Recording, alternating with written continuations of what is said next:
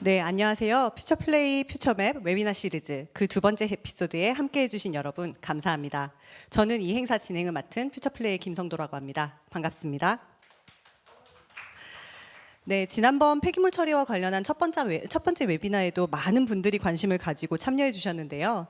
당시 예고한 바와 같이 이번에는 디지털 헬스케어를 주제로 강연 및 토론을 진행하고자 합니다. 또 이번 웨비나는 특별히 디지털 헬스케어 파트너스와 공동으로 주최하여 보다 깊이 있고 풍성한 이야기 나눌 수 있을 것으로 기대됩니다. 미리 공지드린 바와 같이 오늘 행사는 오픈 세션 그리고 프라이빗 세션 두 트랙으로 진행이 됩니다. 오픈 세션에서는 퓨처플레이의 전략기획팀에서 야심차게 준비한 디지털 헬스케어에 대한 미래 보고서를 엿보실 기회가 주어지고요. 이어서 디지털 헬스케어 파트너스의 최윤섭 대표님이 디지털 헬스케어 산업의 현재 그리고 미래에 대한 인사이트를 나눠주시고 이 분야에서 두드러진 성장을 보이고 있는 두 개 스타트업이죠. 뉴베이스와 휴이노에서 각각 사업에 대한 소개해 주시겠습니다. 오픈 세션 종료 후 이어지는 프라이빗 세션에서는 사전 신청하신 분들에 한해서 퓨처플레이 그리고 DHP와 함께 보다 깊은 이야기를 나눌 수 있는 시간을 가지게 됩니다. 오픈 세션을 진행하는 동안 궁금하신 내용은 댓글로 질문을 해주세요. 댓글은 모두 모아서 저희가 최대한 답변을 별도로 제공해 드리도록 노력하겠습니다. 그럼 먼저 퓨처플레이의 류중희 대표께서 웨비나에 오신 여러분 환영해 드리도록 하겠습니다. 중희 나와주시죠. 네, 안녕하세요, 사빈. 고맙습니다. 안녕하세요, 퓨처플레이 대표 맡고 있는 류중희입니다. 저희가 웨비나 시리즈 계속 진행해오고 있는데요. 지난번 그 폐기물 관련된 것도 잘 봐주시고 또 많이 활용해 주셔서 굉장히 감사한 마음입니다. 이번에 오늘 저희가 소개드릴 주제는 디지털 헬스케어인데요.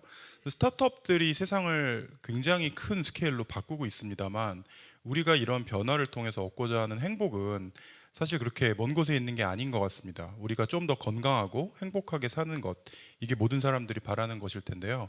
그렇기 때문에 헬스케어는 굉장히 중요한 이제 스타트업 업계의 화두였습니다.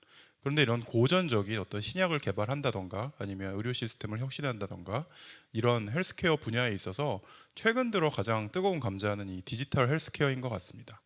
AI나 블록체인 그리고 굉장히 많은 이런 디지털 기술들이 어떻게 능동적으로 이 헬스케어 분야와 결합해서 완전히 새로운 시장을 만드느냐 다들 굉장히 흥미롭게 보고 계실 텐데요. 저희는 8년 전부터 올해 상장한 뷰노나 또 오늘 또 출연하실 휴이노 등을 포함해서 디지털 헬스케어의 국내 파이오니어 스타트업들에 꾸준히 투자를 하면서 이 분야를 탐색하고 공부를 해왔습니다. 이번에 저희 전략기획팀에서 또 굉장히 심도 있게 공부를 하시고 또 영광스럽게도 이 분야의 국내 최고의 엑셀러레이터이신 디지털 헬스케어 파트너스의 파트너분들까지 참여해 주셔서 굉장히 뜻깊은 행사가 될 것 같고요. 저희가 공부하고 또 탐구한 이 디지털 헬스케어 이 세상으로 여러분들을 초대드리겠습니다. 다시 한번 저희 웨비나 찾아주셔서 감사 말씀드립니다. 고맙습니다. 네, 중희 정말 감사합니다. 이어서 디지털 헬스케어 파트너스의 최윤섭 대표님께서도 인사 말씀 부탁드리겠습니다. 네, 안녕하십니까. 디지털 헬스케어 스타트업에 투자하고 있는 디지털 헬스케어 파트너스의 최윤섭 대표입니다. 오늘 그 퓨처플레이가 되게 좋은 자리 마련해 주셔가지고 이 의미 있는 행사에 함께 하게 됐는데요. 저희는 그 방금 주기님께서 많이 말씀해 주셨지만 이 디지털 헬스케어 분야에만 투자하고 있는 한국 유일의 투자사라고 보시면 됩니다. 저희가 6년 차 되는 이제 투자사이고 몇 년 한 대여섯 개 그 스타트업에 투자를 해봐가지고 지금까지 한 25개 정도의 이 디지털 헬스케어 스타트업에 투자했다고 보시면 됩니다. 저희 분야 특히 팬데믹 이후로 많은 관심 가지고 계실 텐데요. 오늘 이런 행사 통해 가지고 이제 저희 분야에 대한 이해도도 높이시고 저희 헬스케어 스타트업들에 대한 많은 관심과 도움과 기대 부탁드리겠습니다. 또 자세한 얘기는 제 강의와 또 저희 이 세션에서 말씀을 드리도록 하겠습니다. 감사합니다. 네, 두 분 정말 감사합니다. 뜨거운 환영의 말씀 들어보셨는데요. 다음은 오래 기다리신 순서입니다. 퓨처플레이의 노스트라다무스와 같은 존재죠. 전략기획팀의 안지윤 리드께서 왜 디지털 헬스케어에 집중해야 하는가를 주제로 미래보고서 발표해 주시도록 하겠습니다. 그러면 우리가 지금 디지털 헬스케어를 왜 봐야 되나? 이 분야가 왜 뜨고 있나? 그거를 한번 들여다봤어요.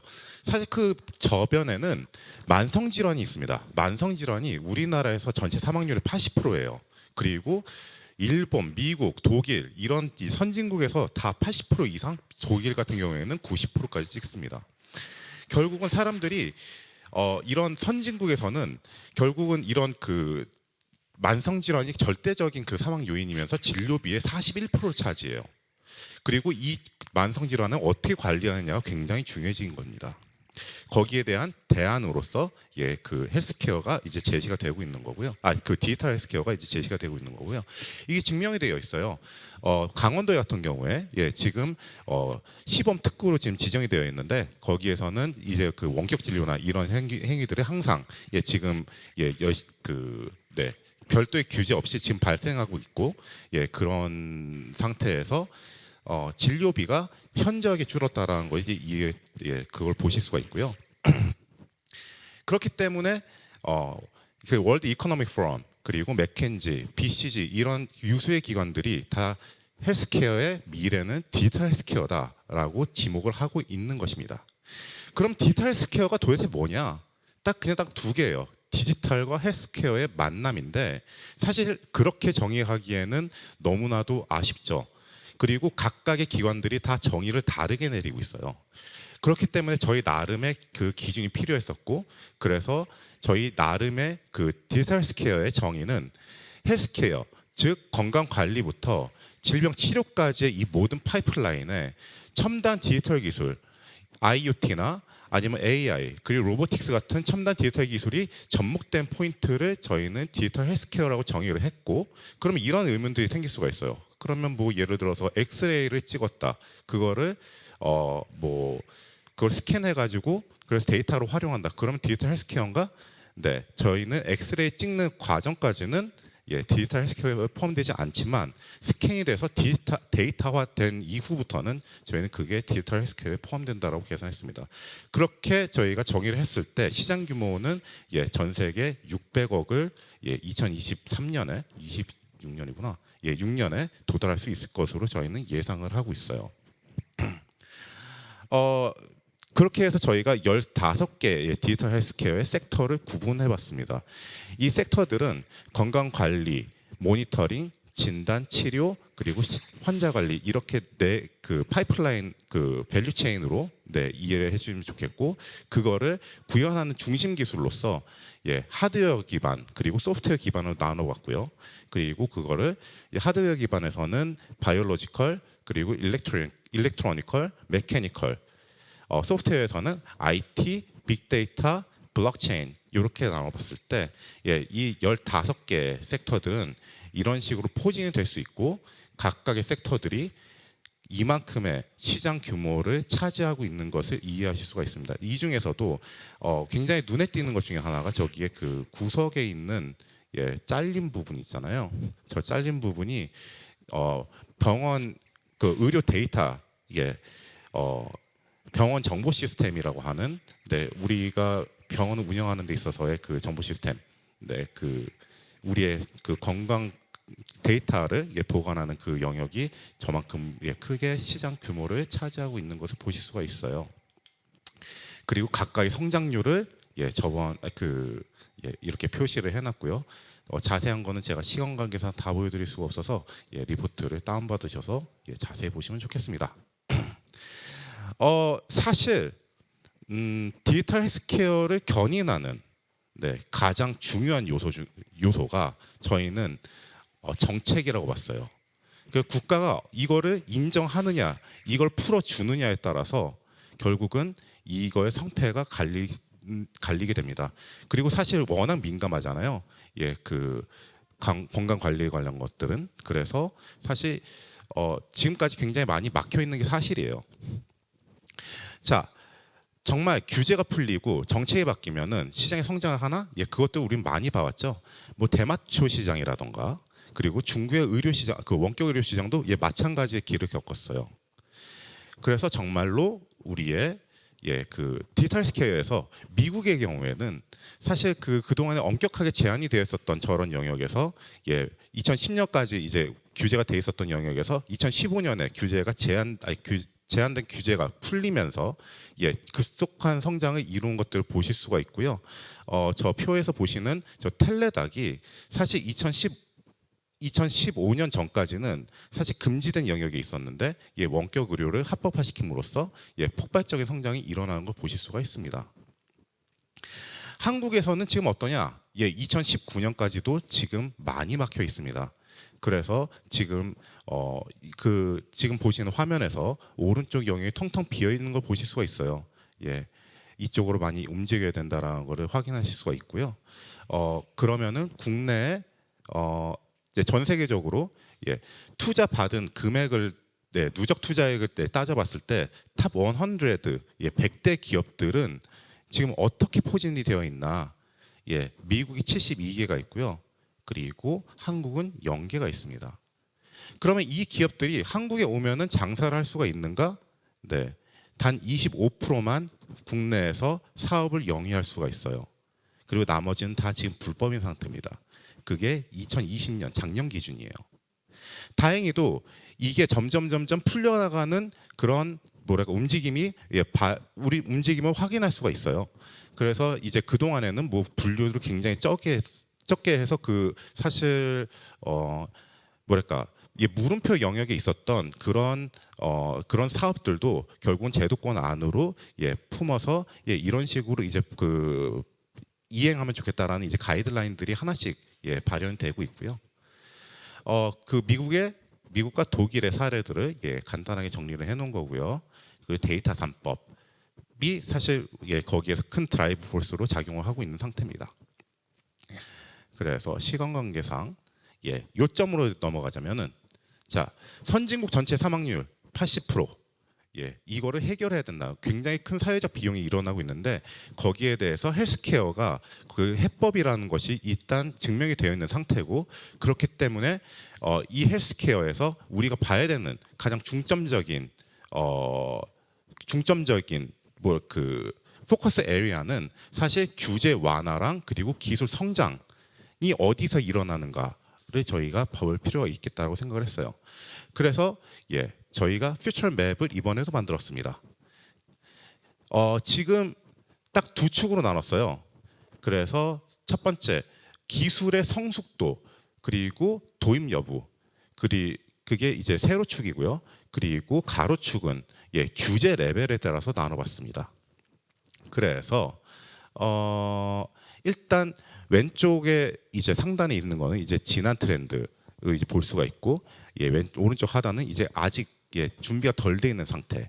그래서 규제가 어느 정도 가이드라인이 마련되고 논의 단계까지 있으면은 이제 이게 규제적으로도 그리고 기술적으로도 이제 준비가 되어 있는 영역이라고 생각해서 저 중심에 있는 영역을 집중을 해야 된다라고 생각을 하고요. 그렇게 했을 때 아까 전에 보셨던 그 15개 섹터를 이렇게 포지셔닝 할 수가 있을 것 같아요. 그래서 중간에 들어가는 것들이 저 4가지입니다. 디지털 치료기기, 전자약, 그리고 바이오 센서, 그리고 웨어러블 센서, 원격 의료. 이렇게 4가지라고 이해해 주시면 좋을 것 같아요. 그래서 저희 회사들이 이런 영역에 저희가 열심히 투자를 해왔어요. 그래서 저희 포트폴리오들이 이렇게 나열이 되어 있고요. 그리고 지금 국내 24개월 동안에 전 세계 이제 투자 규모를 나타내는 건데요.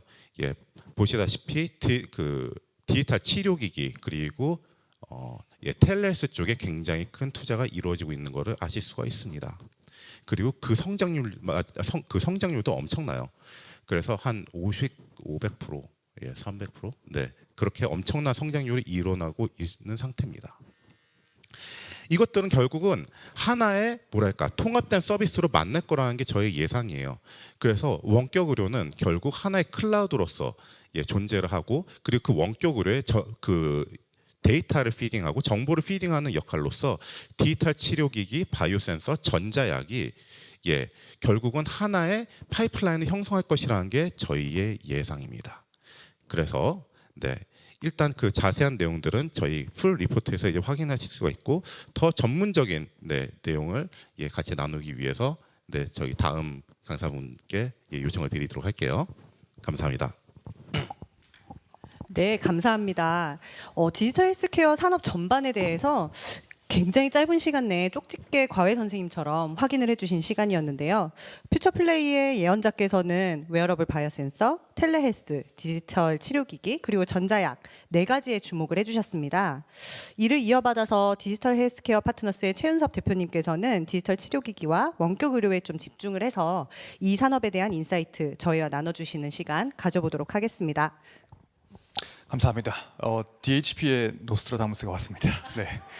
그 두 번째 발표는 방금 말씀하신 대로 아까는 디지털 헬스케어 전반적인 좀 말씀을 해주셨고요.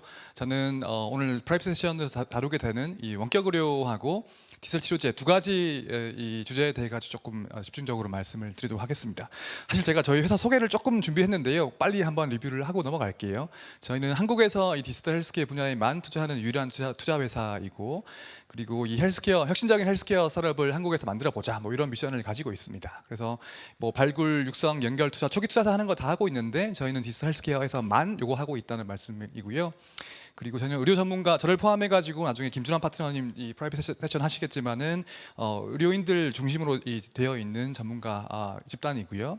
그리고 이제 올해 저희가 한 200개 정도의 디지털 헬스케어 스타트업을 검토를 해가지고 투자를 열심히 하고 있고, 한 24개, 28개 정도에 투자했었고요. 지금까지 주로 메디컬 영역에 있는 디지털 헬스케어 팀하고 또 웰니스와 라이프스타일 이런 쪽에 이제 저희가 투자를 해왔습니다. 그래서 열심히 이 팀들을 잘 하고 있다, 이런 얘기를 해드렸고요. 지금부터는 이제 원격 의료를 먼저 말씀드리고 디지털 치료제를 두 번째 말씀드리는, 그렇게 얘기해 보겠습니다. 사실 원격 의료가 굉장히 최근 핫한 주제이기도 하고 또 논란도 많은 주제이기도 한데요. 제가 이 주제를 한국에서 말씀을 드릴 때는 이제 요거 먼저 말씀을 드리는데, 전 세계에서 전제가 2가지입니다. 명시적이고 전면적으로 금지가 된 곳은 이제 우리나라밖에 없습니다. 이 명시적이라 하면 다른 OECD 국가 중에서도 이제 이 법적인 이 언급이 없는 곳들도 있고요. 그 전면적이라 하면 다른 어느 국가들을 가더라도 전면적으로 허용한 곳들은 없거든요. 근데 이제 제한적으로 허용을 하고 있지만 이 한국처럼 싹 다 금지 이렇게 하는 곳은 이제 우리나라밖에 없다는 것이고요. 그리고 원격 의료라고 하는 것을 들으실 때 아마 이제 어떤 게 떠오르십니까? 원격 의료라는 걸 들으시면 지금 이 유튜브로 보시고 하시면 화상으로 보시면서 화상 채팅으로 진료하시는 뭐 이런 걸 보통 떠올리실 텐데, 사실은 그게 메이저한 건 맞지만 이제 훨씬 많은 다양한 유형들의 원격 의료 서비스이든 뭐 사업 모델이든 등장을 해가지고 혁신들이 많이 일어나고 있고, 특히 그런 것들이 보면 되게 다양한 기술들과 결합이 되면서 지금 인공지능이든 나중에 말씀드릴 디지털 치료제든 이런 것들과 결합이 되면서 혁신들이 많이 일어나고 있다, 이런 얘기를 먼저 드리겠습니다. 그리고 사실 원격 의료의 유형이 굉장히 많이 있는데요. 여튼 이 원격 의료가 지금 이렇게 많은 주목을 받게 된 결정적인 계기는 저희가 지금 이렇게 웨비나로 하고 이런 것도 보시면 그렇게 팬데믹 때문인데요. 이 코로나 팬데믹에서 결국에 환자와 의사와의 환자와 환자의 컨택을 줄여야 되기 때문에 이 원격 의료가 굉장히 많은 이 주목을 받게 된 계기가 되었고, 사실은 팬데믹 전체 이 상황에서 이 전체 인더스트리를 다 통틀더라도 가장 수혜를 많이 받은 이 키워드 하나만 꼽으라고 할 때에도 이 텔레메디슨, 원격 의료가 빠지지 않습니다. 그래서 특히 작년 이 코로나 피크를 찍을 때에 미국이든 뭐 전 세계를 통틀어 가지고 이런 이 원격 진료가 더 많은 주목을 받게 되고 더 많은 분들이 사용을 하게 됐고요. 그리고 특히 아까 방금 되게 중요한 말씀하셨는데, 이 규제 완화 때문에 원격 의료 산업이 많은 주목을 또 이 탄력을 받게 됐습니다. 특히 수가라든지 뭐 이 인허가라든지 이런 부분들이 많이 규제가 완화가 되면서 특히 미국을 중심으로 이런 산업이 굉장히 큰 성장을 했었고요. 지금 우리가 갖고 있는 어떤 되게 중요한 이슈라고 하는 것은, 이번에 새로운 변이가 나왔으니까 또 좀 모를 수도 있지만 조금 안개 속으로 들어가는 것 같지만, 여튼 우리가 팬데믹의 피크를 지나왔다고 봤을 때에 그 포스트 팬데믹 시대에도 이제 원격 의료가 이 작년만큼의 큰 주목을 계속 받을 것이냐 하는 것은 계속 관심을 가지고 있는데요. 지금 우리가 이제 알고 있는 데이터는 지금 이 슬라이드 보시면 아시겠지만은 피크를 찍고서 조금 내려왔습니다, 이미 이런 전반적인 데이터를 볼 때에도. 하지만 이 꺾이고 내려왔지만 일단 조금 이 플라토를 이루고 있고, 또 이제 팬데믹 이전과 비교해 봤을 때는 이제 비교할 수 없을 정도로 높은 이 이용률과 수치를 보여주고 있다, 이런 걸 지금 우리가 알고 있는 거죠. 특히 산업적으로 봤을 때는 디지털 헬스케어 산업이 작년에 모든 기록을 갈아치웠습니다. 역대급의 한 해였고 올해 또 한 번 작년의 기록을 갈아치우면서 투자 규모이든 투자 건수이든 뭐 평균 투자 금액이든 다 기록이 갈아치워지고 있는데 대표적으로 주목받고 있는 분야가 이제 이 원격 의료이고 이제 그래프 보시면 아시겠지만 아주 큰 돈들이 이제 원격 의료 산업에 이제 흘러 들어갔고요. 그리고 이 산업이 최근에 굉장히 다이나믹해지고 있는데 뭐 텔레닥 등등이 이제 굉장히 좋은 실적을 올리면서 이런 이제 뭐 IPO도 많이 하고 M&A도 많이 하고 특히 최근에 이제 저는 이 분야에서 가장 그러니까 이 디지털 헬스 인더스트리에서 가장 중요한 키워드 한 가지만 꼽으라고 하면은 이 콘솔리데이션입니다. 특히 이 디지털 헬스 산업 내부에서 M&A가 굉장히 활발해지면서 산업의 구도가 아주 다이나믹하게 바뀌고 있는데요. 여기 리스트 있는 거 한 3배 정도 더 말씀드릴 수 있는데 그만큼 이게 빠르고 활발하게 지금 변화하고 있다는 말씀을 드리고 싶은 거죠. 한국 얘기를 좀 해드리면요. 한국의 지금 원격 의료 합법인가요? 불법인가요? 원래는 불법이라고 제가 말씀드렸죠. 근데 지금은 한시적으로 원격 의료가 합법화되어 있습니다. 작년 2월달에 복지부가 이 문서를 내놓으면서 한시적으로 이 전화 진료, 원격 진료를 이제 허용을 한 이후로 지금까지 이제 허용이 되어 있는데요. 메디히어는 저희가 투자한 이제 회사인데 이런 원격 의료 하시는 이제 스타트업들이 민간에서 많은 이런 서비스를 내어 놓으시면서 작년 2월부터 이 한국 전체를 통틀어 가지고서 이 한 270만 건, 280만 건 정도의 이 원격 진료 횟수가 그러니까 이 원격 진료가 실제 환자들이 실제 의사들에게 진료받는 식으로 이제 데이터가 쌓여 있습니다. 그래서 큰 변화들이 지금 일어나고 있고요.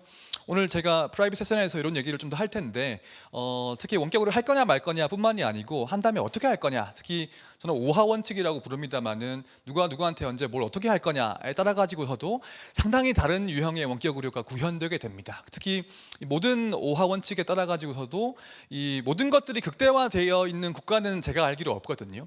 그래서 우리가 지금 이제 어떤 식으로 할 건지를 많이 논의를 하고 있는 그런 상황인데 사실 지금 두 개의 일단 원격 의료를 합법화하려면 법이 바뀌어야 됩니다. 그러니까 의료법을 바꾸기 위한 개정안 2가지가 국회에 지금 올라가 있는데 한 가지가 요거인데요. 요거 이제 두 가지 조금 다른데 요 안은 보시면은 이제 이렇게 1차 병원 의사들이 법으로 정의되어 있는 만성질환 환자들한테 재진에 한해 가지고서 이 그러니까 원격 모니터링을 한다. 뭐 이렇게 지금 되어 있는 상황이고 요 안은 보시면은 조금 다릅니다만은 역시 1차 그러니까 이 보건복지부령으로 조금 브로드하게 정의를 일단 했는데요.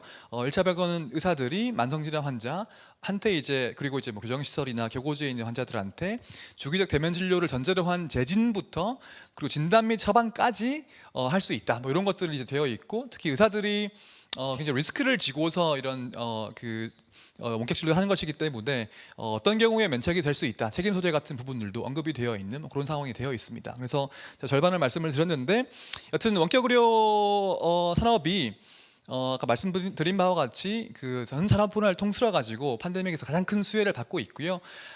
이게 뭐 수가라든지 이런 규제 때문에 우리가 이런 호황을 지금 겪고 있는데 앞으로 이제 수가 같은 것들이 어떻게 바뀔 것이냐에 따라 가지고 산업이 이제 흥망성쇠가 조금 결정될 것 같고 국내는 기본적으로 불법이지만 한시적인 허용 하에서 이제 변화의 기류가 조금 보이고 있는 상황이에요.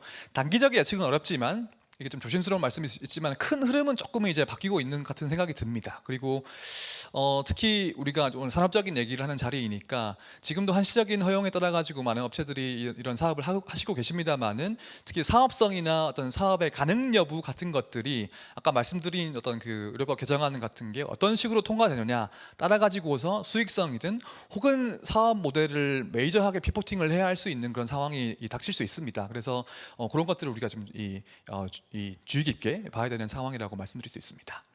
두 번째로 디지털 치료제, 디지털 치료 기기에 대해 가지고 조금 말씀을 드릴게요. 이 키워드가 요즘에 굉장히 핫합니다. 저희 분야에서.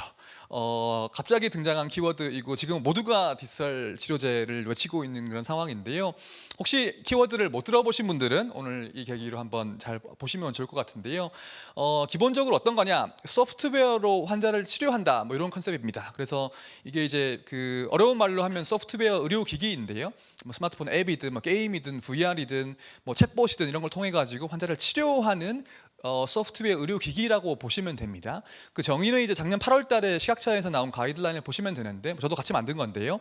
세 가지 조건을 충족시키면 이 디지털 치료기기라고 정의가 됩니다. 소프트웨어 의료기기여야 하고 질병을 치료하기 위한 환자에게 적용되는 거여야 하고 세 번째가 이제 그런 작용 기전에 과학적인 임상적인 근거가 있어야 한다. 요거가 이제 세 가지 기준에 모두 예스가 돼야 되는 거고요. 그리고 이걸 통해 가지고 이렇게 디지털 치료기기라고 분류가 되면 그 이후에 어떻게 인허가 할 것이냐 하는 거는 이제 지금 식약처가 고민하고 있습니다. 저도 같이 좀 참여하고 있는데 최근에 이제 두 가지 정도의 적응증에 대해 가지고 그 불면증이나 중독 같은 몇 가지 질병들에 대해 가지고 기준들이 지금 만들어지고 있는 상황이고 아직 완전히 만들어지지 않았습니다. 그리고 지금 에임메드를 비롯해 가지고 몇 가지 이제 회사들이 임상 시험 계획 승인을 받아 가지고 한 너댓 개가 이제 확정 임상을 시작을 했습니다. 그래서 한국에 아까 질문을 받아온 걸 보게 되면 한국에 디지털 치료 기기 허가 받은 거 있느냐? 없습니다. 아직. 왜냐? 아직 기준이 다 안 만들어졌기 때문에. 그래서 보면 이제 여튼 되게 다양한 질병들, 뭐 만성 질환이든 뭐 정신 건강이든 뭐 여러 질병들에 적용이 될 수 있는데요. 미국에는 보시면은 제가 알기로는 FDA가 인허가한 디지털 치료제가 10개는 넘어갑니다. 20개가 넘는지는 잘 모르겠습니다. 그래서 그런 상황이고 한국에도 지금 임상시험 하고 계시기 때문에 내년 중으로는 첫 번째 그 케이스가 그러니까 인허가 받는 케이스가 생기지 않을까 이렇게 이제 예상을 하고 있습니다. 오늘 뭐 요 얘기를 다 해드리지 못하는데요. 글로벌에서 이 분야의 가장 유명한 기업 이름 하나만 이제 고르셔야 되면은 결국에 제일 위에 있는 그 페어 세라피틱스라고 하는 기업인데요. 우리 과일 그 사과 배 할 때 그 페어입니다. 이 팀이 이제 보스턴에 있고 최근에 지금 IPO 진행 중인데 전 세계에서 유일하게 그 FDA 인허가한 파이프라인 3가지 가지고 있습니다. 그래서 그 중독 치료에 관한 2가지 디지털 치료제 인허가를 받았고 또 불면증에 대한 거 하나가 인허가 받아가지고 유일하게 3개를 인허가 받은 그런 기업인데요. 이런 팀들이 이제 지금 IPO 하느라고 여러 데이터를 보여주고 있기 때문에 우리가 이제 정말 이 분야가 우리가 기대하는 것만큼 성과를 보이고 있느냐 이런 것들을 지금 많이 이 기업의 데이터를 가지고 참고를 하고 있는 그런 상황입니다.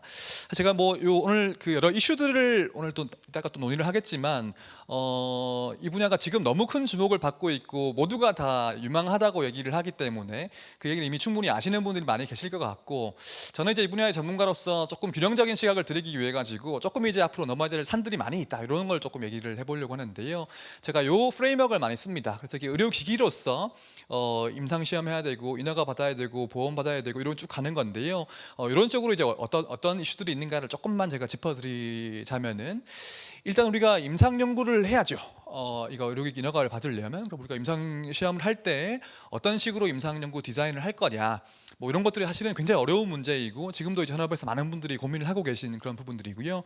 조금 연계가 되어 있는 것이 그냥 임상하는 건 별로 의미가 없고 우리가 인허가를 받기 위한 조건을 잘 갖춰져 있는 임상 연구를 이제 해야 하는데 우리가 인허가를 요청하는 입장에서나 인허가를 이제 심사하는 입장에서 모두 고민이 있는 거죠. 그래서 우리가 보면 지금 아까 식약처에서 이런 여러 가지 가이드라인 만드시면서 고민을 하고 있다는 말씀을 드린 것인데 지금은 아까 말씀드린 2가지 질병 정도에 대해 가지고 아마 곧 가이드라인이 이제 발표가 될 겁니다. 이 외부적으로 이제 공개될 텐데 한 가지 중요한 것은 이게 질병별로 지금 식약처가 건 바이 건으로 갑니다. 그래서 지금 현업에서 개발하고 계시는 굉장히 다양한 질병들의 디지털 치료제가 있는데 지금 식약처가 하나의 질병씩 단계적으로 가고 있기 때문에 지금 고민하고 있지 않은 다른 질병의 경우에는 우리가 인허가 받으려면 시간이 좀 오래 걸릴 수 있다. 그런 것들을 감안을 하셔야 될 것 같고요. 그리고 그 다음에 더 큰 문제가 이제 우리 디지털 헬스케어에 조금 관심 있는 분들은 기승전 수가 뭐 이런 거 아실 텐데 결국에 수가 문제인데요. 그래서 식약처를 넘어간 이후에 이제 우리가 심평원 특히 한국에서는 이제 심평원을 설득할 수 있을 것이다가 굉장히 큰 문제가 되는데 이것도 지금 심평원이 최근에 고민을 하고 있습니다. 여튼 글로벌에 보시면은 아직까지 아주 전향적인 사례는 많이는 없는데요. 그 미국에서 보시면은 민간 보험사라든지 혹은 PBM이라고 하는 보험사와 제약사와 환자와 병원 사이를 이어주는 미들맨 우리는 한국에는 없는 그런 종류의 약간 보험사 비스무리한 그런 기업들이 있는데 그런 기업들에서는 이제 이런 그 조금 인정해주는 그런 목록들을 좀 발표를 하고 있고요 공식적으로 그런 면에 조금 변화가 있다고 우리가 볼 수가 있고 특히 최근에 보시면 이런 그 여기 오른쪽에 있는 표를 보시게 되면은 미국에는 공적 보험이 이제 메디케어와 메디케이드라는 게 있는데 그 매사추세츠 주에서는 메디케이드 프로그램에서 아까 말씀드린 그 페어 세라픽스의 그 중독 치료하는 두 가지 치료제를 이제 보험 커버를 해주기로 결정을 했습니다. 그런 사례들이 최초의 사례들이 조금 생겨나고 있다. 뭐 이런 정도로 이제 이해를 하시면 될 것 같고, 독일은 조금 더 전향적인 이 규제 정책을 가지고 있는 그런 상황인데요. 한국은 아직까지 여튼 지금 뭐 며칠 전에 이거 그 혁신의료 기술을 어떻게 정의를 해가지고 선별급여를 주니 아니면 한시적인 비급여를 하니 이런 얘기를 하고 있는데 아직까지는 결정이 끝나지 않았습니다. 그래서 그런 것들 계속 지켜봐야 되는 그런 상황이고요. 그리고 이제 그 다음이 또 의사 처방입니다. 우리가 인허가를 받고 수가를 받는다고 해가지고 모든 의사가 이거 다 처방해 주시는 거 아니거든요. 이따가 뭐 우리 김준환 파트너님 의사분의 얘기를 또 들으시겠지만 그 의사가 처방하려면 그 수가 이외에 더 많은 것들이 필요한데, 사실 방금 말씀드린 지금 IPO 미국에서 하고 있는, 이건 유니콘 기업입니다. 이 페어는 그 IPO 하고 있는 이 기업을 보시면은 최근에 이제 이런 데이터들이 밖으로 좀 나오고 있는데, 이번 처방 건수라든지 그러니까 수년 동안 진행해온 처방 건수라든지 처방해온 이 의사의 명수라든지 의료기관의 숫자라든지 이런 걸 보시면은 조금 저희가 기대했던 바보다는 못 미칩니다. 그리고 얘들이 지금은 우리가 좀 미미하지만 앞으로 우리가 수가 메디케이드 받아가지고서 몇 년 뒤에 막 30배 성장하겠다 이렇게 얘기를 하고 있는데, 사실은 수가만 받으면 모든 문제가 풀리느냐 하면 그런 것은 사실은 아니고, 독일의 아까 예를 보시면은 독일에 지금 수가 받는 것들이 한 20개 가까이 됩니다. 지금 20개 넘어설 수도 있거든. 그런 것들이 있는데 독일의 데이터를 보게 되면은 수가를 준다고 하더라도 의사들이 처방을 아직까지는 많이 해주지 않는 거죠. 여러 가지 이유들로 인해 가지고. 그런 것 때문에 우리가 앞으로 이런 수가 받은 이후에도 의사를 설득해야 하는 되게 중요한 이슈가 남아 있다는 말씀을 드리는 것이고요. 그 이후에는 또 이제 환자들을 설득해야 합니다. 그래서 예를 들면 제가 불면증이 있거나 우울증이 있어가지고 병원에 갔어요. 그래서 저는 이제 약 타러 갔는데 갑자기 의사분이 게임을 처방해 주네. 그러면 이제 우리 환자들은 그걸 어떻게 느낄까? 혹은 이런 익숙하지 않은 뭔가 앱이든 소프트웨어 의료기기를 처방받았을 때 환자를 잘 쓸 것인가? 특히 약의 경우에도 우리가 그 약을 처방받았을 때에도 우리 그 복약 순응도라고 하는 약을 처방받았음에도 잘 복용하지 않는 아주 잘 알려진 문제들이 원래 의료계에 있는데, 디지털 치료제도 처방받으면 잘 쓰지 않을 것이다 이런 예측들이 사실 많이 있고요. 우리가 어떻게 하면 그걸 더 잘 쓰게, 환자들이 잘 쓰게 할 수 있을까를 많이 고민하고 있는 그런 상황인데, 이 페어의 데이터를 조금 더 보여드리면 이게 실제 이제 이렇게 여러 경로를 통해 가지고 실제 페어의 이 디지털 치료제 처방한 이후에 환자들이 얼마나 실제로 쓰느냐를 보게 되면, 이렇게 막 좀 산수를 해가지고 추정을 해보게 되면은 상당수의 환자들이 처방을 받은 이후에도 앱을 사용하지 않는다. 이게 이제 우리가 알고 있는 것이기 때문에 우리가 이걸 UX적으로 풀든지 여러 인센티브를 주든지 뭐 여러 방식을 통해 가지고서 이런 문제를 지금 우리가 해결하려고 노력을 하고 있는 그런 상황이라고 이제 보시면 되겠습니다. 그래서 뭐 저는 디지털 치료제 당연히 되게 좋아하고 장기적으로 낙관적으로 보고 있습니다만은 이제 그럼에도 불구하고 앞으로 넘어야 될 산들이 많이 있다. 이런 걸 한번 제가 말씀을 드리려고 했었고요.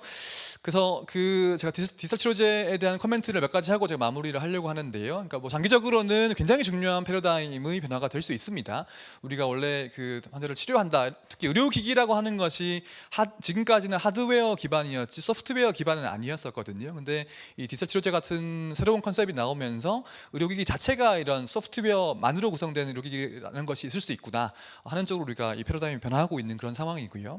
그리고 미국에서는 여러 가지 뭐 연구들이나 인허가를 진행해 가지고서 한 10개 이상 20개 가까운 이 것들이 인허가를 받고 있는 그런 상황이고, 그럼에도 불구하고 우리가 산업적인 성과는 조금 더 지켜봐야 하는 것이 아니냐. 이게 이제 일반적인 뭐 상장사 투자하시는 곳들, 그리고 저희 같이 혹은 퓨처플레이 같이 시드 펀딩부터 하는 곳들의 뷰가 좀 다를 수는 있는데요. 사실 지금 현재 상황에서는 저는 개인적으로는 조금 하이비 있는 게 아닌가 이렇게 조금 얘기를 하고 있는 그런 상황이고, 그게 이제 아까 보여드린 넘어야 숙제들이 아직 많이 남아 있다. 그리고 이 글로벌 선두 회사인 그 페어 세라픽스 같은 경우에도 사업적으로는 아직까지 뚜렷한 성과를 내고 있지 못하기 때문에 우리가 조금 더 이제 균형적인 시각이 필요한 것이 아닌가, 뭐 그런 얘기를 제가 드리고 싶습니다. 그래서 오늘 제가 그 원격 의료하고 디지털 치료제 두 가지를 제가 키워드를 가지고 말씀을 드렸고요.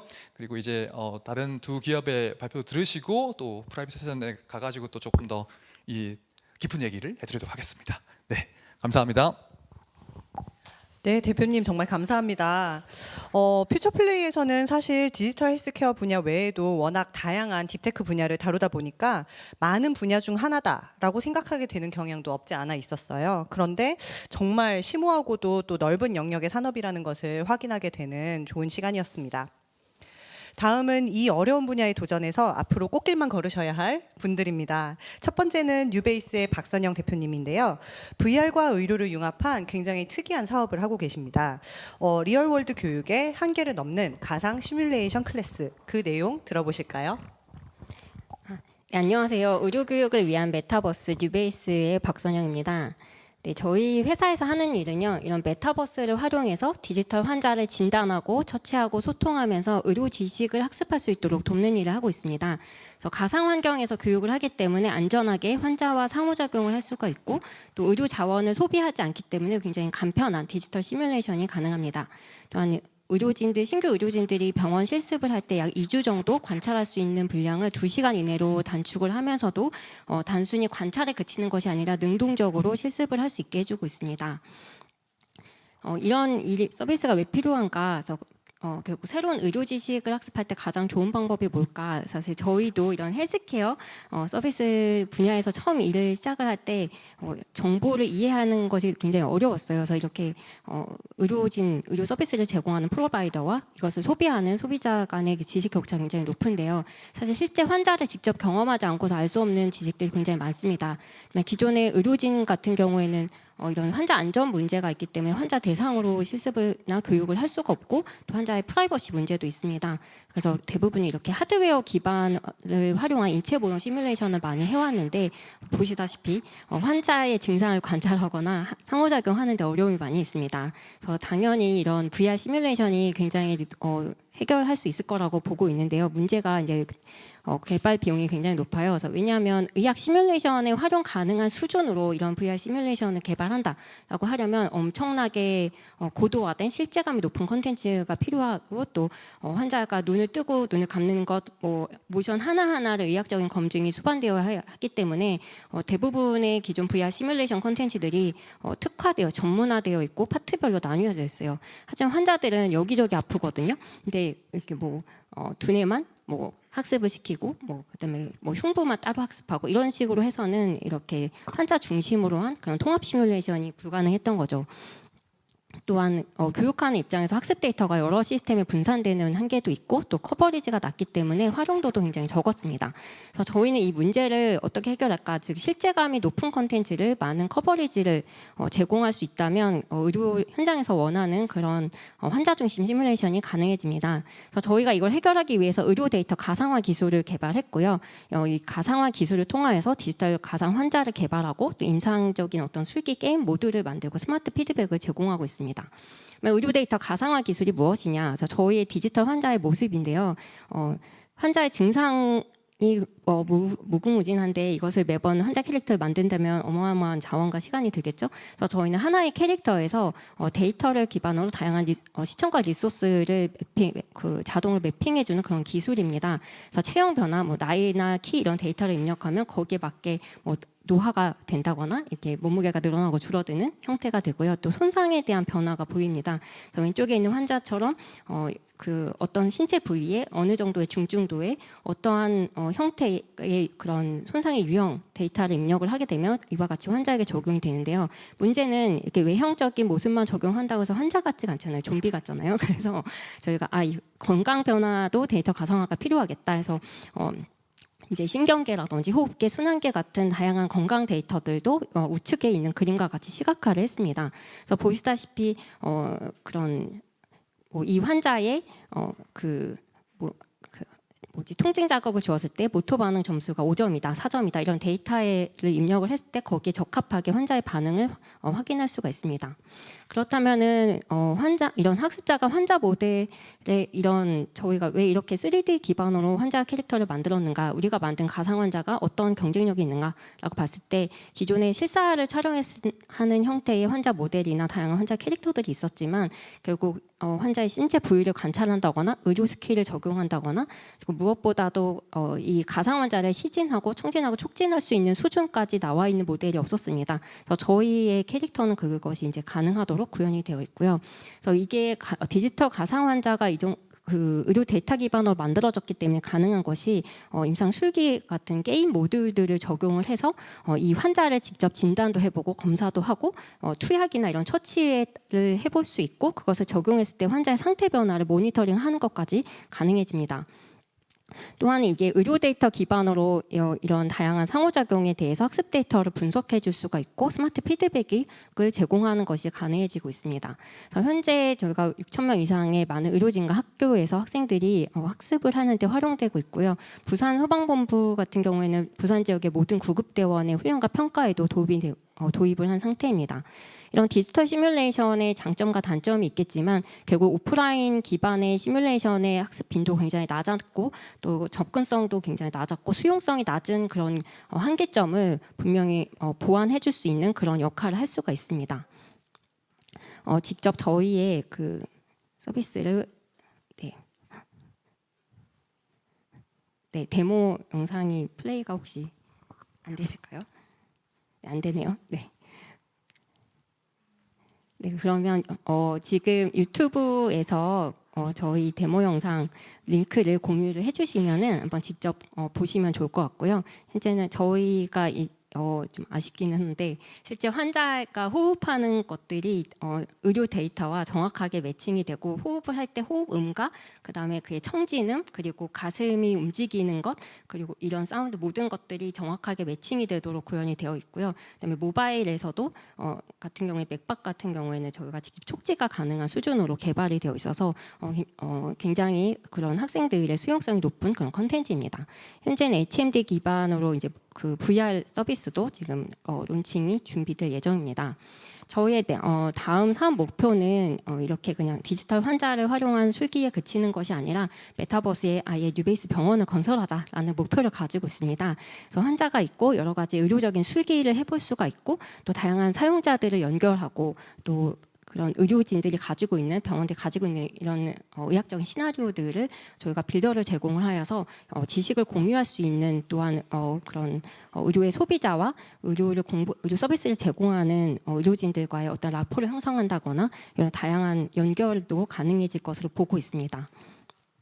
그럼 저희가 메타버스의 이런 의료 그리고 그런 메타버스의 왜 병원 이런 것이 필요한가라는 질문을 많은 분들이 좀 해주셨으면 좋겠다라는 생각을 하고 있습니다.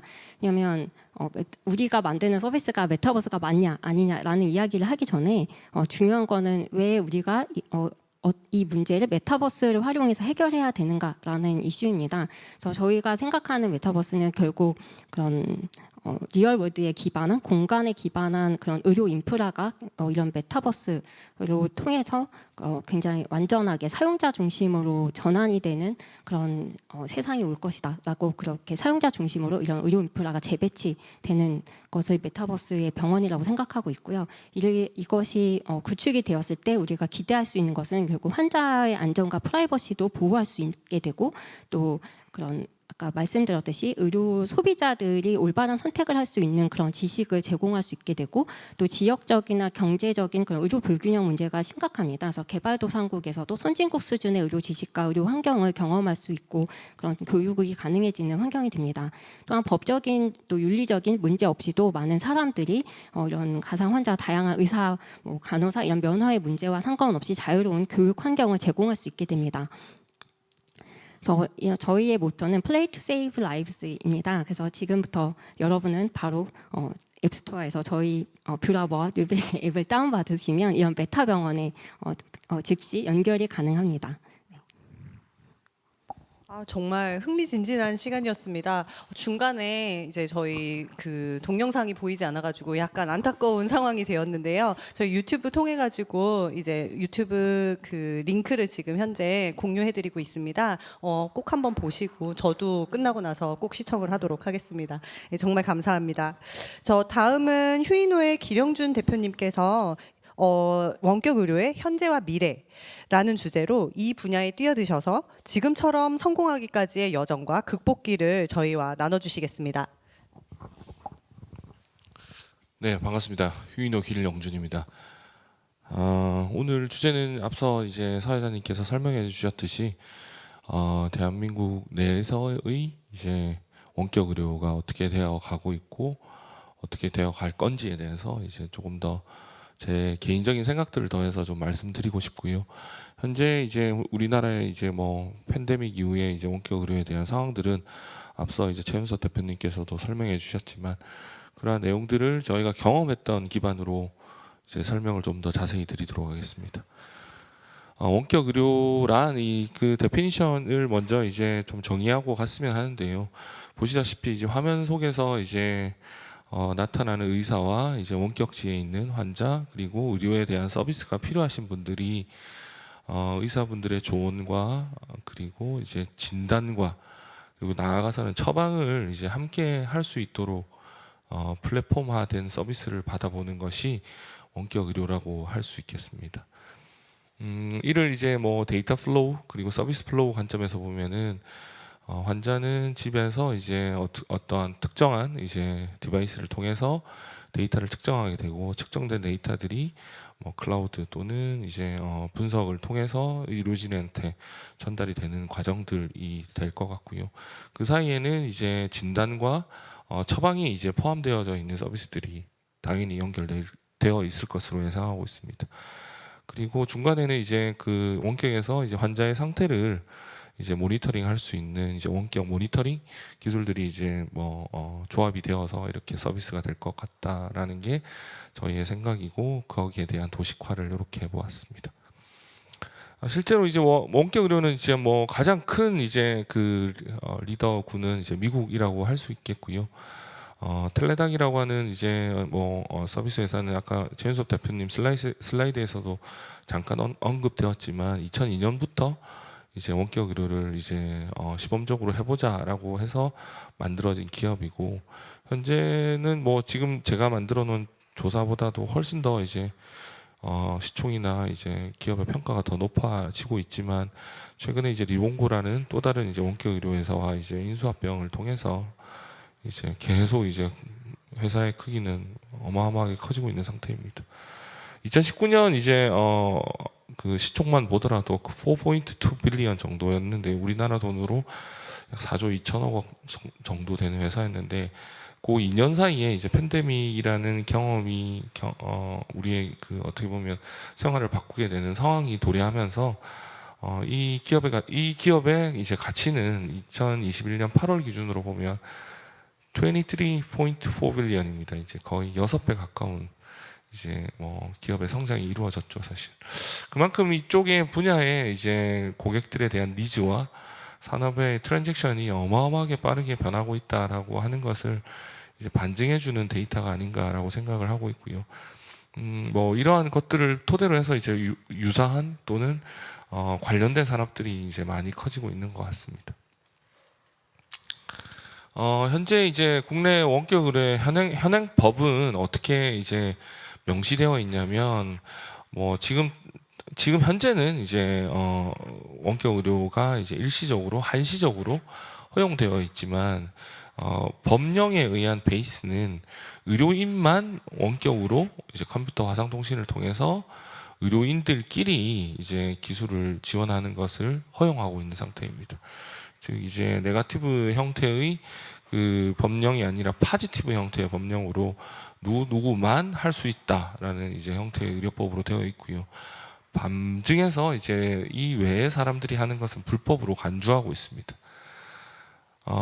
그래서 뭐 2018년 9월부터 이제 시행 규칙이 계속 이제 뭐 개선하려고 하고 있지만 여전히 이제 답보인 상황이고요. 이제 뭐 비의료 기관이 제공 가능한 건강관리 서비스 가이드라인이 2019년 5월에 이제 배포되었습니다. 배포되면 여기에서 보시면 개인용 의료기기를 활용한 건강정보 지표 수치의 측정, 심전도, 혈압, 혈당 등 해서 제공자가 본인이고 이제 제공하는 기관은 제한이 없도록, 즉 기업도 이 정보를 취득할 수가 있고요. 그리고 의료기관도 이 정보를 취득할 수 있도록 이제 건강정보에 대한 확인에 대한 가이드라인은 배포되었고 여기는 이제 가능하다라고 이제 복지부에서 유권 해석을 한 바가 있습니다.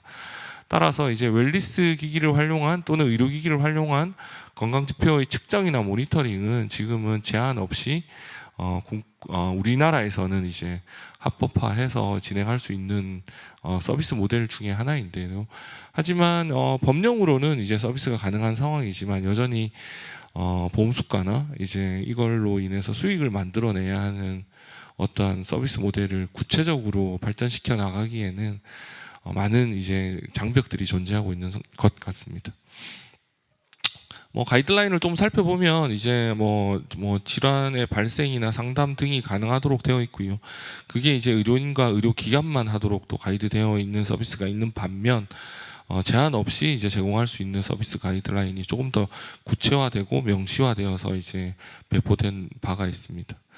그래서 국내 원격 모니터링의 가이드라인을 보면 이제 헬스케어용 디바이스를 이용해서 스마트폰이든 이걸 이제 뭐 동글이든 다른 이제 통신망을 통해서 원격에 있는 의료진들에게 공급하고 관리할 수 있도록 이제 모니터링할 수 있도록 이제 만들어지는 것이 이제 지금 현재 현행법으로는 이제 여기까지는 이제 우리 대한민국 안에서는 이제 서비스하고 이제 제공하는 데는 큰 문제가 없는 사업 영역입니다. 아시겠지만 많은 부분들이 좀 아쉽지만 가장 아쉬운 부분은 이제 수가 부분이 아닌가라고 저희는 생각을 하고 있는 부분이고요. 마이클 샌델의 그 정의는 무엇인가에 나오는 대표적인 주제 중에 하나입니다. 트레인이 고장났을 때 이제 한 명이 누워 있는 곳으로 트레인을 전환시킬 거냐, 5명이 누워 있는 곳으로 트레인을 전환시킬 거냐, 즉 한 명을 죽이는 것을 선택할 거냐, 5명을 죽일 것을 선택할 거냐라는 질문에는 여전히 딜레마이죠, 사실. 그래서 뭐 우리나라에서도 사실 제한된 의료 재원이죠, 사실. 국민건강 의료 비용 자체가 이제 국가에서는 2020년 기준으로 보면 약 90조, 2021년 기준으로 보면 97조 원 정도가 건강보험 의료 비용으로 지금 책정되어 있는데 이걸 모든 국민들에게 공정하고 공평하게 나누어 주는 것이 지금 가장 큰 숙제인 것 같습니다. 그러다 보니 이제 몇몇 이제 의료 혜택을 받지 못하는 그런 경우도 생기고 또 좋은 기술에 적절한 가격의 의료보험 수가를 매기지 못하는 것도 숙제인 것 같습니다. 그래서 오른쪽에 나와 있는 뉴스를 보면 우리가 흔히 알고 있는 고어텍스라고 하는 회사죠. 고어라는 회사가 이제 고어텍스 이제 의류에 대한 그런 그 소재를 만드는 기업뿐만 아니라 이제 의료 재료도 만드는 기업입니다. 그래서 인공혈관을 만드는 기업 중 하나이고 전 세계의 유일한 인공혈관 기술을 가지고 있는 회사입니다. 심장 수술할 때 이제 심장의 혈관을 이제 바이패스하는 인공혈관을 이제 반드시 사용해야 하는데 이 인공혈관의 가격이 이제 50cm 길이 정도가 약 110만 원 정도의 글로벌 어떻게 보면 평가액으로 이제 공급되고 있고 우리나라에서는 이제 심평원에서는 약 50만 원 정도로 이제 수가를 책정하는 바람에 우리나라에서는 팔면 팔수록 이제 손해인 상황이어서 결국 이제 의료기기 인증을 재심사할 때 이제 철수해 버리는 사태가 일어났고요. 철수를 함으로써 이제 수술을 대기하고 있는 50여 명의 환자가 당장 목숨을 잃게 되는 수술이 안 되니까요. 재료를 공급받을 수 있는 회사는 유일한 회사이기 때문에 대체제가 없는 회사이기 때문에 수술을 못 받는 환자가 생기고 그 환자는 어쩔 수 없이 이제 죽음을 맞이해야 하는 상황이 직면하다 보니 부랴부랴 이제 보건복지부와 식약처 그리고 심평원 담당자들이 미국에 가서 고호사에 방문하고 뭐 등등 과정을 거쳐서 다시 이제 보험 수가를 이제 적절한 보험 수가를 받게 되는 과정을 거치게 되었는데 이런 것들이 사실 딜레마인 것 같습니다. 이제 뭐 졸속 행정의 원인이다라고 뭐 미디어에서는 얘기하고 있지만 국가 입장에서 보면 제한된 의료 비용으로 이제 보편적인 이제 의료의 서비스를 받아야 하는 걸 제공해주는 의무가 있기 때문에 최대한 그 의료 비용을 이제 서비스 프로바이더인 이제 저희 같은 기업들에게 좀 내고를 많이 해야 하는 숙명적인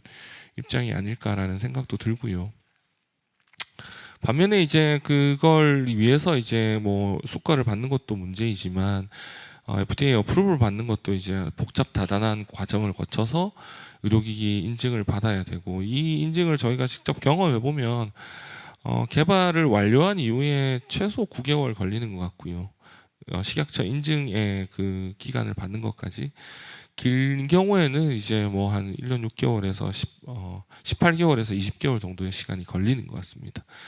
그 이유는 이제 기존에 등록되어 있는 의료기기라면 이제 뭐 9개월, 10개월 정도 만에 충분히 이제 동등성 비교를 통해서 이제 의료기기 인증이 가능하나 저희처럼 이제 국내 최초의 의료기기를 심사받고 이제 허가받는 데까지 걸리는 시간은 그것 한 2배로 정도, 2배 이상의 시간이 걸리는 것 같고요. 대부분의 스타트업들이 이제 없는 제품, 없는 기술을 만들어서 이제 시장에 나가실 거기 때문에 이제 식약처에 등록되어 있는 품목 코드가 없을 수도 있습니다. 없을 수도 있고 있다고 하더라도 최초의 제품이 될 가능성이 매우 높기 때문에 당연히 이러한 심사가 이제 오래 걸리는 건 이제 너무 당연한 이치일 것 같고요. 그런 것들이 이제 줄여드릴 가능성은 여전히 조금 요원해 보이는 상태이고 최근에는 SAMD라고 해서 SAMD라고 하는 소프트웨어 에즈 메디컬 디바이스에 대한 동등성 비교나 이제 허가에 대한 프로세스를 단축시키려는 식약처의 이제 노력들은 있습니다. 그래서 앞으로는 조금 더 이제 소프트웨어 의료기기에서는 이제 많은 이제 기간 단축이 있을 것 같지만 물리적인 하드웨어를 만드는 의료기기 회사들은 복잡 다단하고 고단한 과정이 필요할 것이다라는 걸 이제 이해하고 시작하면 좋을 것 같고요. 식약처 인증이 끝나더라도 사실 거기가 끝이 아닙니다. 끝이 아니고 실제로는 이제 사업을 이제 영속할 수 있는 모델로 만들기 위해서는 국내에서는 보험수가를 받아야 하는 숙명을 맞이할 텐데요. 보험수가를 하면 아까도 말씀드렸지만 심평원에서 이제 코드를 부여받아서 병원에서 그 코드로 환자에게 처방할 수 있는 이제 시스템 속에 들어가는 것입니다. 그 시스템 속에 들어가기 위해서는 이제 뭐 수많은 기업들이 도전을 하고 있죠. 도전을 하고 있고 저희도 당연히 트라이업을 했고 현재는 심평원에 등록되어 있는 코드가 2개 정도 있는 상태이지만 그걸 이제 만들기 위해서는 이제 뭐 유효성이나 안전성 등을 계속 검증해야 하는 과정들이 이제 있는 것 같습니다. 근데 이게 딱히 정해져 있는 시간은 이제 고시되어는 있지만 그대로 따르지 않는 게 지금 관례이기 때문에 이게 뭐 기다리는데 상당히 이제 힘이 들고 있는 상태인 것 같고요. 휴인호가 이제 지향하는 이제 국내 서비스 모델은 원격 모니터링입니다. 가이드라인에 국내에서 배포한 비의료 서비스 가이드라인에 부합하는 서비스 모델을 저희가 국내에서 이제 서비스를 시작하려고 하고 있고요. 원격 모니터링은 진단과 처방이 빠져 있는 형태로서 저희가 제공될 예정이고 이미 구현이 되어 있는 기술들이지만 기능을 제한해서 국내에서는 이제 서비스되고 있는 상태입니다. 그리고 저희는 이제 계속해서 이제 의료기기 인증을 국내 최초의 의료기기 인증을 이제 레코드 쌓고 있는 중이고요. 유헬스케어 심전계 최초, 그리고 웨어러블 의료기기 최초, 건강보험 심사평가원에도 급여 등재 최초의 기록들을 가지고 있고요. 원격 모니터링에 대한 이제 규제 샌드박스 1호 기업으로 저희가 이제 이 법령을 이제 국내에서 최초로 이제 복지부랑 과기부, 행안부의 도움을 받아서 이 법령에 대한 이제 선포를 할 수 있도록 저희가 선도했던 터이고요. 현재는 뭐 많은 데이터를 통해서 저희가 최근에는 이제 인공지능 챌린지에 나가서도 심전도 판독에 대해서 이제 저희가 뭐 2개 분야에서 1등을 했었었고요. 이제 나머지 3개 분야에서는 세계 2위를 하는 쾌거의 성과도 거두었고 현재 판독에 대한 능력들도 계속 이제 이끌어 나가고 있는 상태입니다. 여기에서 이제 원격 모니터링에 대한 이 서비스 모델은 이제 법령에 맞춰서 저희가 준비를 해놓은 상태이고 오늘의 주제인 원격 의료, 즉 처방과 진단이 포함되어 있는 이러한 서비스 모델을 국내에서는 이제 법령이 언젠가는 이제 마무리될 테지만 저희가 그 법령이 이제 빗장이 풀린 다음에는 국내에서 제일 먼저 그것을 이제 선도하는 기업으로서 들어가고 싶은 게 저희의 바람입니다. 이상으로 준비된 발표를 마치도록 하겠습니다. 감사합니다. 네, 정말 감사합니다. 네 분 모두 진심으로 감사드립니다. 사실 귀에 익숙해졌어요. 저희 이제 코비드를 지나가면서 이 디지털 헬스케어라는 것이 손에 잡힐 듯 잡히지 않는 분야이긴 하지만 많이 익숙해졌거든요. 그럼에도 불구하고 멀게도 느껴졌었는데 오늘 네 분께서 공유해 주신 인사이트 덕분에 조금은 더 가깝게 느껴지게 되었습니다. 우리나라에서도 디지털 헬스케어 시장이 더욱 커질 것으로 기대가 되고 또 그만큼 가파르게 성장하는 기업들이 많아질 것으로 기대됩니다.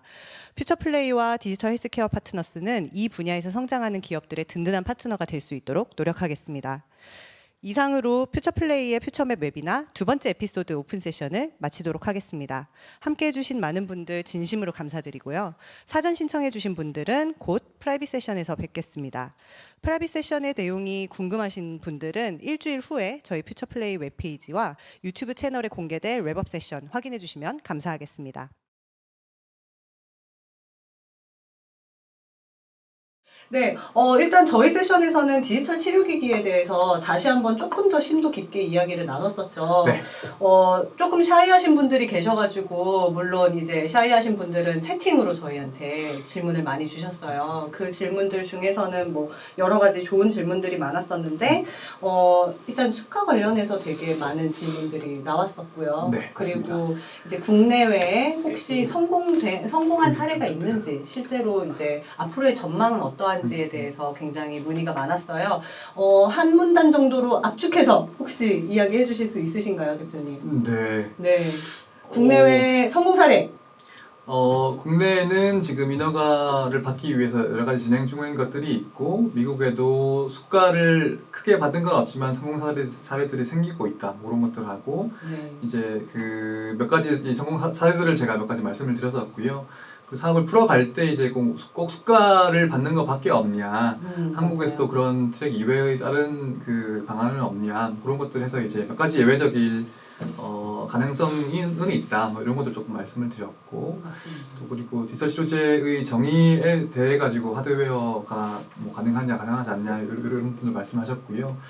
그리고 혹시 이게 유니버설 케어가 될 수 있느냐, 유니버설 큐어냐, 이제 디지털 헬스 케어만 해야 되냐 앞으로는 이것도 네. 물어보셨죠. 네, 디지털 치료제 혹은 디지털 헬스케어의 한계라든지 뭐 장점뿐만이 아니고 단점도 있을 텐데 어떤 것들이 있는가 이런 것도 논의를 했었고요. 네.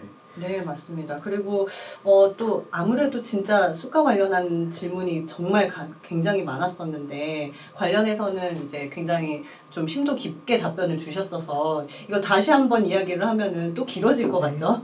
네. 괜찮으시겠어요? 네, 좀 어려운 얘기인데 여튼 네. 결론이 안 내려져가지고 아직까지. 근데 많은 분들이 뭐 저를 포함해서 많은 분들이 노력을 하고 계시고 또 조금 더 전향적인 걸 만들어 보기 위해서 저희가 계속 논의를 하고 진행하고 있는 상황이고요. 사실 오늘 오신 분들이 그냥 외부인들이 아니시잖아요. 맞아요. 다 이 관계 저희 생태계에 있는 분들이어서 이런 부분들에 대한 그 목소리를 조금 더 업계에서 많이 내주시면 좋을 것 같다는 생각이 일단 들긴 합니다. 네, 맞습니다. 마지막으로 저희가 이제 이야기를 하다가 끊긴 부분이 하나가 있었어요. 이제 퓨처플레이와 디지털 헤어케어 파트너스에서 최근 투자한 기업, 투자의 이유, 가장 성공적인 투자 이 분야에서 그리고 향후 어떤 스타트업을 찾는지에 대해서 이제 문의를 많이 주셨었는데 관련해서 이제 DHP에서는 설명을 해주셨었죠.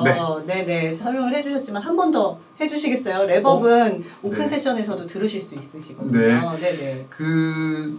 저희가 많이 받는 질문이 디지털 헬스케어에서 뭘 중요하게 보느냐, 혹은 어떤 스타트업에 투자하느냐, 투자하는 기준이 뭐냐 이런 것들을 많이 물어보시는데 저는 답을 그냥 저희 포트폴리오 보시라고 말씀드립니다. 아, 네. 네, 저희도 그렇게 말씀드리면 되겠네요. 예, 저희 제가- 포트폴리오 엄청 훌륭하거든요. 예. 네. 저희 오늘 발표하신 뉴베이스도 있으시고, 저희는 오늘 발표해주신 휴이노, 그리고 상장한 뷰노 난리 났어요. 곧 상장할 노을도 있고요. 네, 저희 진짜 저희가 어떤 게 가장 성공적이냐라고 이야기를 할 때 포트폴리오를 딱 보여드리면은 모두가 이해를 하실 수 있을 것 같아요. 네, 저희는 이제 일단 뭐 처음에도 설명드렸지만 일단 버티컬 저희 디지털 헬스케어라고 하는 한 버티컬만 보기 때문에 근데 이제 그 디지털 헬스케어라고 하는 좀 범위는 좀 넓은 편이어서 아주 그 딥한 메디컬 혹은 딥테크 기업부터 조금 굉장히 말랑말랑한 라이프스타일이나 웰리스 혹은 반려동물 헬스케어 이런 것도 저희가 폭넓게 보기 때문에 되게 넓은 범위에서 투자한다는 걸 많이 말씀을 드리고 싶고 최근에 보시면 이제 저희가 지금 투자를 갓 했거나 곧 할 그 회사들도 저희 뭐 자료를 보도 자료를 낼 테지만 아주 딥한 메디컬도 있고요. 굉장히 말랑말랑한 것들이 있어가지고 주변에 혹시 좋은 팀들이 있으시면 많이 소개해 주시고 저희도 이제 사실 퓨처플레이만큼 저희가 규모가 크거나 많이 진행되어 있지는 않지만 내년에 저희가 투자한 그 첫 번째 그 IPO 사례가 지금 생길 예정이고 이번에 기평 통과해가지고 3빌리언이라고 하는 팀인데요. 그런 걸 필두로 해서 이제 좋은 기업들이 되게 열심히 많이 하고 있으니까 저희 성과를 많이 좀 보여드릴 수 있을 걸로 예상을 하고 있습니다. 저희 랩업은 이 정도면은 충분할 것 같죠. 저희 그럼 B세션 랩업으로 한번 넘어가 볼까요? 종화와 저희 김준환 파트너님께서 계시는데요. 만담 잘 즐기셨나요? 네, 안녕하세요. 저희는 조금 이제 어떻게 보면은 이미 사전 설문 받은 것들 대부분 이제 김준 파트너님께서 너무 설명을 잘해 주셨는데요. 어떻게 보면 여기도 이제 아주 액티브하게 질문을 해주시지 않나 샤이한 분들이 좀 많으셔가지고요. 일단 저희 쪽에서 주로 풀어갔고요. 그래서 일단 좀 정리를 해보면은 결국에 이제 원격 의료도 결국에는 이제 비즈니스이고 이건 또 로컬 비즈니스다라는 게 이제 한 가지 포인트였고요. 그래서 관련해서 이제 업계나 정책 관련 현황이나 전망에 대한 질문이 이제 가장 크게 있었고요. 그래서 일단은 국내에 가서는 좀 이제 그레이존이 좀 많다.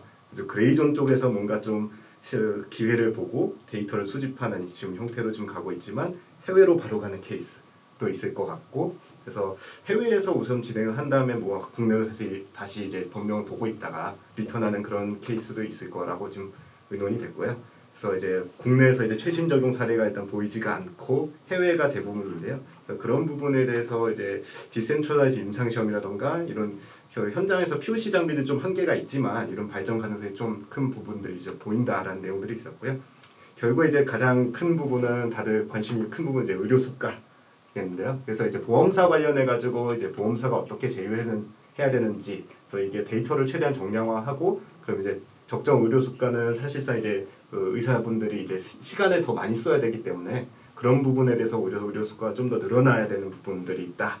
그런 것도 있었고요. 그래서 키 석세스 팩터는 봤을 때는 결국 보험사나 이런 데서 이제 정량화 해가지고 데이터를 확보하는 이런 부분이 하나의 그 키 석세스 팩터고요. 그걸 통해서 어떻게 하면 이걸 모네타이즈를 할 거냐, 어떤 키 매트릭을 뽑아가지고 그걸로 돈을 벌 수 있을까. 결국엔 사업이니까요. 네, 그래가지고 김주환 파트너님께서 잘 정리해 주셨는데 뭐 추가적으로 또 말씀해 주실 게 있으실까요? 매니저님이 다 정리 잘 해주셔가지고 그래서 어쨌든 어떻게 보면은 사업적 입장에서는 지금 코로나가 국가적으로는 좀 재난인데 여기서 조금 이 기간 허용된 만큼 조금 데이터를 수집하고 그런 부분들은 어디 사라지지 않을 거라고 봅니다. 그래서 그런 부분을 좀 착실하게 하게 되면은 코로나 끝나도 추후에 인정받지 않을까 생각하고 있습니다. 그래서 아까 뭐 DHP에서는 어떤 스타트업을 보시느냐 이거는 이미 최인석 대표님께서 너무 잘 설명해 주신 것 같고요. 퓨처플레이는 또 원격 의료원에서 어떤 스타트업을 찾고 있나요라는 질문이 있었거든요. 그래서 이 부분은 저희 중위께서 이제 아주 명료하게 설명을 해주셨는데요. 제가 그냥 좀 요약을 해서 드리자면은 지금 현재 이제 사회가 좀 많이 변모를 하고 있는데 데이터를 이제 직접 액세스 해가지고 그 데이터를 가지고서 뭔가를 이제 이룰 수 있는 이런 사회로 지금 변화를 하고 있는데요. 그래서 원격 모니터링을 해서 이제 실제 이제 바이오 이런 시그널들을 실시간으로 받아가지고 빠르게 이제 진료를 하고 대응할 수 있는 이런 그게 원격 의료의 미래이지 않을까라는 게 우리 중위께서 주신 의견이셨고요. 그래서 사람이 문진을 하거나 현재 의료기기만 갖고는 테스트하기 쉽지 않은 그런 기술을 갖고 있는 회사들이 퓨처플레이에 관심이 가는 그런 회사들이라고 좀 정리를 할 수 있을 것 같습니다. 네. 시간이 딱 4시인데요. 저희 중위께서 지금 저쪽에서 인사하시려고 지금 대기하고 계시니까요. 저희도 이 B세션은 여기서 마치게 하겠습니다. 네. 네, 안녕하세요. 유중입니다. 저희가 준비한 웨비나 잘 즐기셨나요? 클로즈 세션을 저희가 처음 시작해 봤는데요. 여기 또 많은 분들이 직접 줌으로 들어오셔서 많은 질문도 주시고 또 이런 질문 통해서 또 저희가 생각해 볼 수 있는 좋은 기회도 된 것 같습니다. 저희가 참 아쉬운 거는 오늘 헬스케어 관련된 주제로 얘기하고 있는데 마침 이 코비드 19 때문에 저희가 직접 많은 분들을 오프라인에 모셔서 이런 행사를 가지면 더욱 좋은데 그렇지 못해서 아쉬운 점이 있습니다만 역시 또 우리가 테크놀로지를 이용해서 이 한계를 또 극복해 보려고 하고 있습니다. 저희가 다음번에 또 새로운 주제로 웨비나를 준비하고 있는데요. 이 주제는 또 여러분들이 관심을 많이 가질 만한 크립토 또 메타버스 관련된 주제들입니다. 그래서 다음번 저희 웨비나에도 많은 관심 가져주셨으면 좋겠고요. 오늘 또 긴 시간 동안 저희 웨비나 참여해 주시고 또 좋은 의견 많이 주셔서 다시 한번 감사하다는 말씀드립니다. 다음번 뵐 때까지 건강하시고 또 다음번에 많이 참여해 주셨으면 좋겠습니다. 감사합니다.